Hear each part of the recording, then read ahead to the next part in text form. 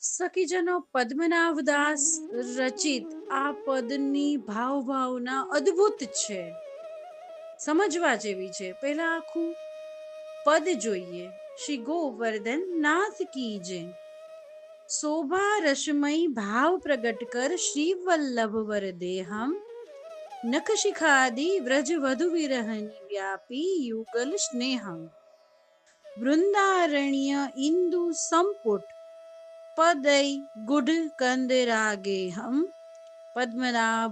પદ્મનામ શુત હિતકૃત માર્ગ નેહ મુરલિકા યે હમ.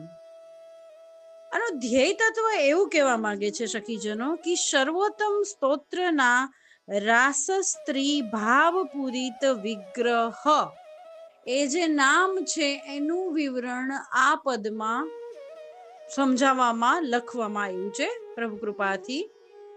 અને શ્રી વલ્લભ વરનું વપુ વ્રજજનના વિરહ ભાવાત્મક જ છે.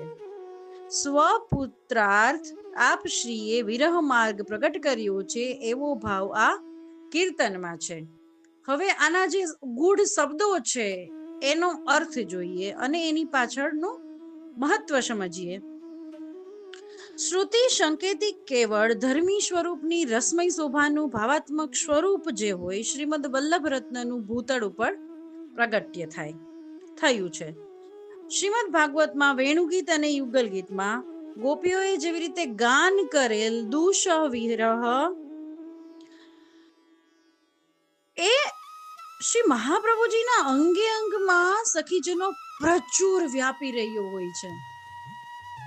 યુગલ સ્નેહલતા શ્રી વલ્લભાધી સ્વરૂપ કલ્પ વૃક્ષ ઉપર સદા લપેટાઈ રહેલી હોય છે.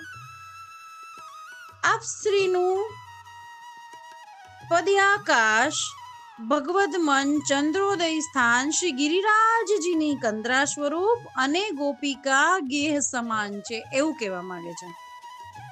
એટલે આપ શ્રીના અગમ્ય ગૂઢ તબ્દય રાસેશ્વર શ્રી વૃંદાવન ચંદ્ર સર્વ લીલા સહિત પ્રકટ વિરાજમાન છે સખીજનો.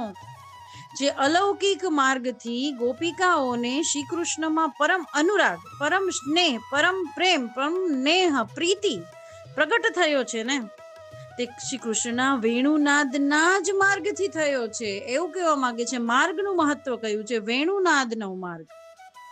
તે ધર્મી સ્નેહ માર્ગને શ્રી વલ્લભાધીશ્વરે જ પ્રસિદ્ધ કર્યો છે. એવો સ્નેહ માર્ગ સ્વપુત્ર શ્રી વિઠ્ઠલેશ્વર અથવા સ્વપુત્ર સમાન દેવી સૃષ્ટિ માટે પ્રગટ કર્યો છે.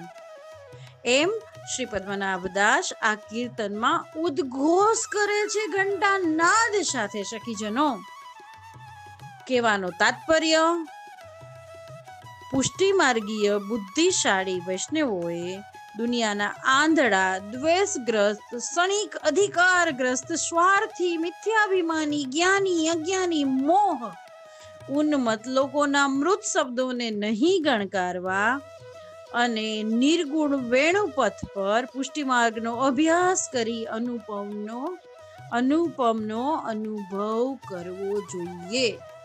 એવો અર્થ, એવો ભાવ, એવી ભાવના આ સુંદર પદની થાય છે. અને ખરેખર વેણુ નાદ પર ચાલી જેવી રીતે ગોપીજનોએ કૃષ્ણને પામ્યા એવી રીતે વેણુ નાદનો જ પથ શ્રી વલ્લભાધીશ્વરે પ્રસિદ્ધ કર્યો છે.